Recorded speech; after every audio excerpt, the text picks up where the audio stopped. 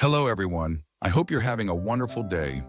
Today we'll discover what happens when Quan brings Tieu Lac back beneath the fireflies and asks the question she was once too afraid to answer. Don't forget to subscribe so you won't miss the next videos. The afternoon had settled gently over the farm by the time Quan and Tieu Lac finished working in the garden. The rows of vegetables looked greener than they had in weeks.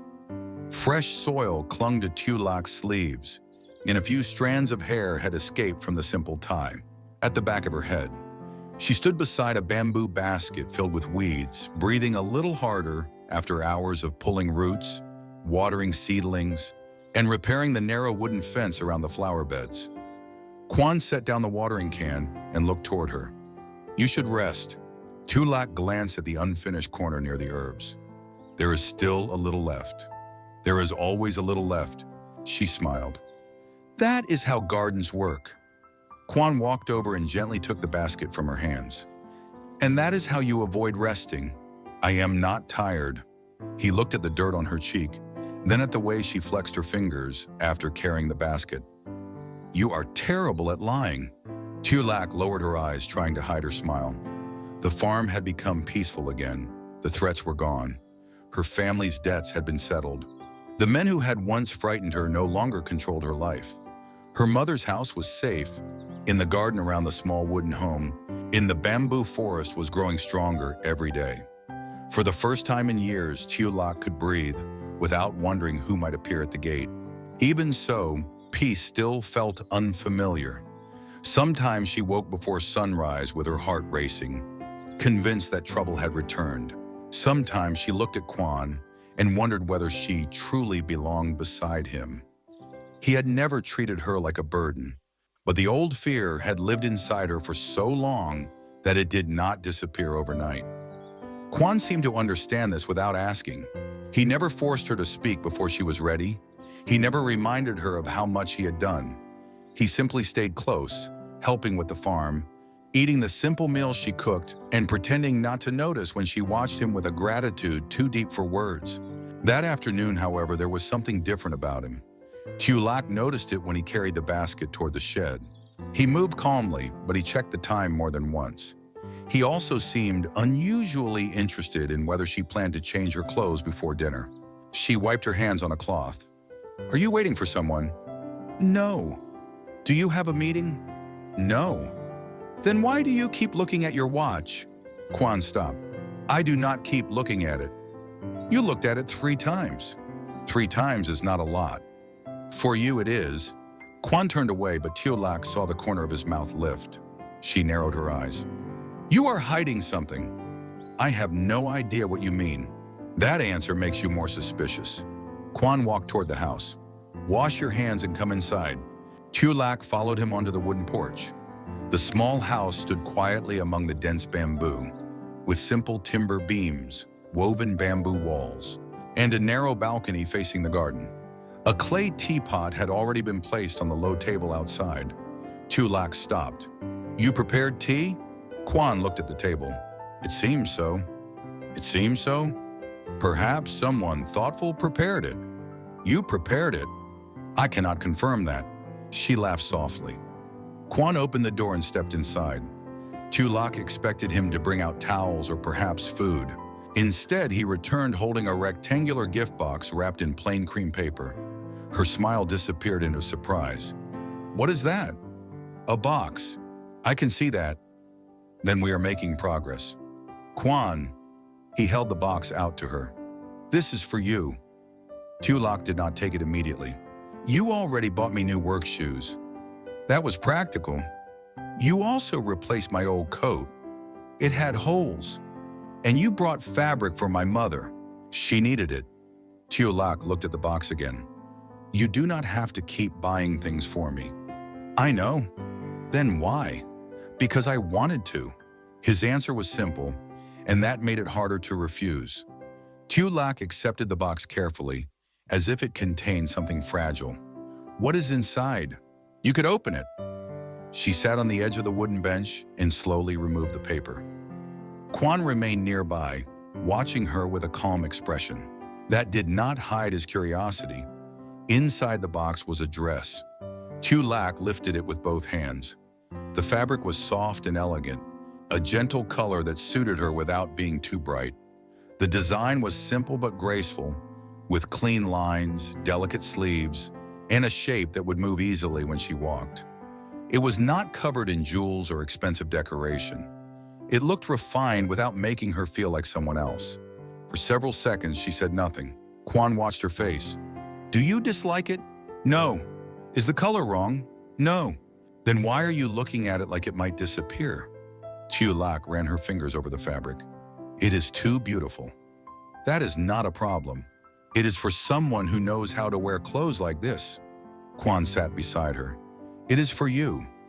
She looked down at her dusty sleeves and rough hands. "I will ruin it." "You will not." "What if I get dirt on it?" "Then it can be washed." "What if it does not suit me?" "It will." "You sound very certain." "I chose it carefully." Tieu Lac looked at him. The words were quiet, but they carried the same thoughtfulness he had shown many times before. Quan had always noticed details others ignored. He knew which fabrics made her uncomfortable, which colors made her feel exposed, and which simple designs allowed her to move naturally. He never tried to turn her into the kind of woman people expected to see beside a wealthy businessman. He only chose things that made her feel more like herself. Her eyes softened. "When did you buy it?" "A while ago." "How long is a while?"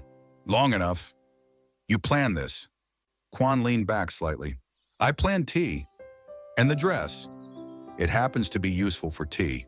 Tieu Lac laughed, but her heart began to beat faster. There was something in his voice she could not quite name. Quan stood and held out his hand. "Go change." "Now?" "Yes." "Why?" "Because I would like to have tea with you on the balcony." "I can have tea in these clothes." "You can." "Then why must I change?" Quan looked at the dress, then back at her. "Because tonight is important to me." The playfulness in his expression faded. Tieu Lac felt her breath catch. She searched his face for an explanation, but he gave her none. Instead, he gently placed the dress back in her hands. "Take your time." Tieu Lac rose slowly. As she walked toward the small bedroom, she glanced back once. Quan was standing beside the balcony door, adjusting the teacups and pretending to be completely calm. But his fingers paused on the handle of the teapot. For the first time, Tieu Lac realized he was nervous. The discovery made her own heart beat even faster. Behind him, the garden they had restored together stretched beyond the balcony. The flowers moved above the soil, and their repaired fence stood firm around them. Tieu Lac held the dress against her chest. She did not know what Quan intended to ask, but she knew this moment was connected to everything they had survived together. Tieu Lac closed the bedroom door and stood quietly with the dress pressed against her chest. She placed the box on the bed and unfolded the dress again. Quan had chosen every detail with care. The sleeves were modest, the color was soft, and the shape was elegant without being uncomfortable. He had not selected something designed to impress strangers. He had chosen something that allowed her to remain herself. Tieu Lac changed slowly. When she stood before the narrow mirror, she almost did not recognize the woman looking back. The dress did not erase the marks of work from her hands or the tiredness beneath her eyes. It simply made her look peaceful. There was no reason to pretend she was someone else. Quan had already seen her exhausted, frightened, covered in dirt, and crying beside a basin of dishes. He had seen her at her weakest and had never looked away. Tieu Lac took a slow breath and opened the door. Quan stood near the balcony table with his back toward her. He had changed into a clean shirt, though the sleeves remained casually rolled. One hand rested on a wooden chair while the other held the teapot. When he heard the door, he turned. The teapot stopped halfway above the cup. Tieu Lac became nervous. "Does it look strange?" Quan did not answer at once. His eyes moved from her face to the dress, then returned to her eyes. The admiration in his expression made her fingers curl around the fabric near her waist. "Quan," he set the teapot down carefully. "It looks exactly right." Tieu Lac lowered her head, unable to hide her smile. "You are only saying that because you bought it." "I bought it because I knew it would look right." He pulled out the chair opposite his. "Come sit with me." The balcony overlooked the garden they had worked on together. The repaired vegetable rows stretched toward the bamboo fence, and flowers followed the path leading to the gate. A few fireflies had begun to appear between the plants. Tieu Lac noticed them immediately. Her steps slowed. "You remember," Quan said. She nodded. The last time they had watched fireflies together, they had sat near the garden after a long day. At the farm, Quan had spoken honestly about his feelings and told her he loved her. Tieu Lac had wanted to answer him. Instead, fear had tightened around her heart. Her debts were unresolved. Her family was in danger.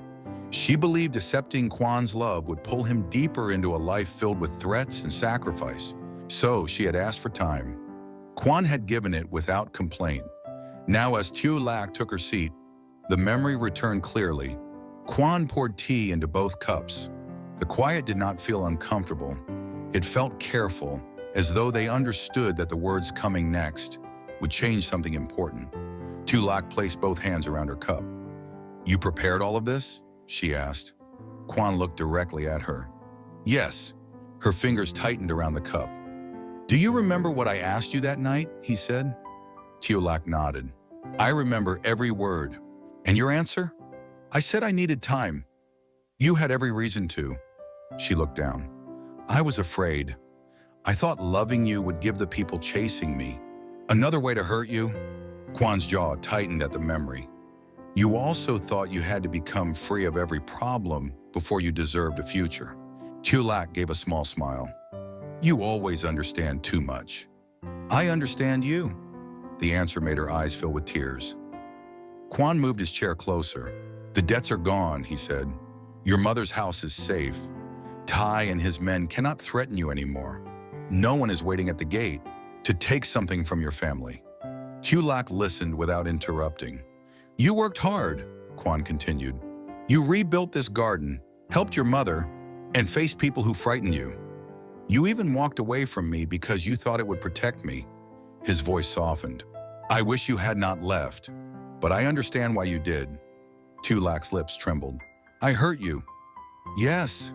She looked up, surprised by his honesty.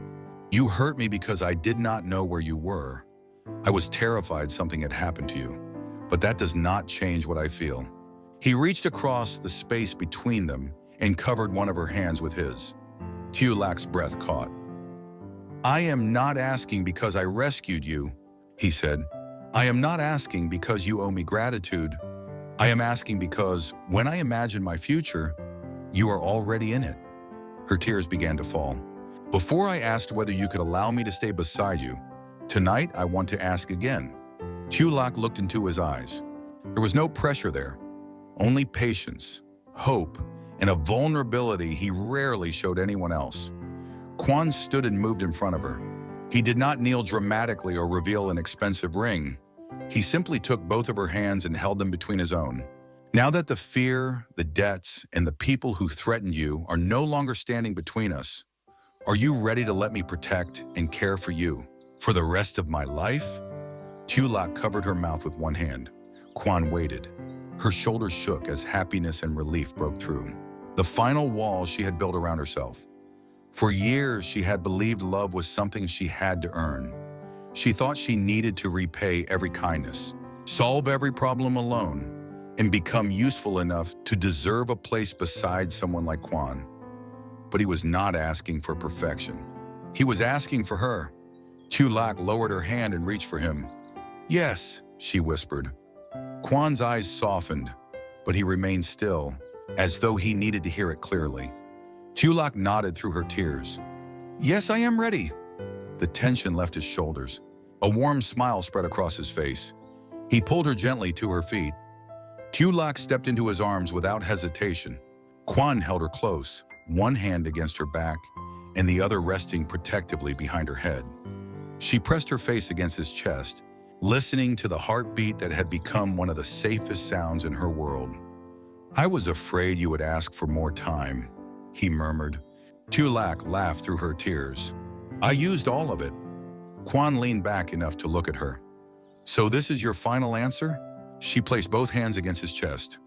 "My final answer is yes." The fireflies moved above the flowers beyond the balcony. Their small lights drifted through the garden where the two of them had worked. argued, healed, and slowly learned to trust each other. Quan wiped the tears from her cheeks. "You are crying a lot for someone who is happy." "I waited a long time to cry like this." He smiled. "Then I will not stop you." Tieu Lac looked toward the garden and then back at him. "The flowers really did miss me." "I told you." Quan laughed and pulled her closer again. For the first time, Tieu Lac did not question whether she belonged in his arms. The debts were gone. The danger had passed. More importantly, the shame that had kept her from accepting happiness had finally loosened its hold. She had spent years surviving alone. Now she was choosing a life built together. Under the fireflies above the garden, Quan and Tieu Lac began that future with one promise. They would never face the darkness alone again. After rebuilding the garden together, Quan surprises Tieu Lac with an elegant dress and invites her to share tea on the balcony. The gift makes her realize he has planned something important. When she steps outside, fireflies drift, reminding them of the night Quan first confessed his love.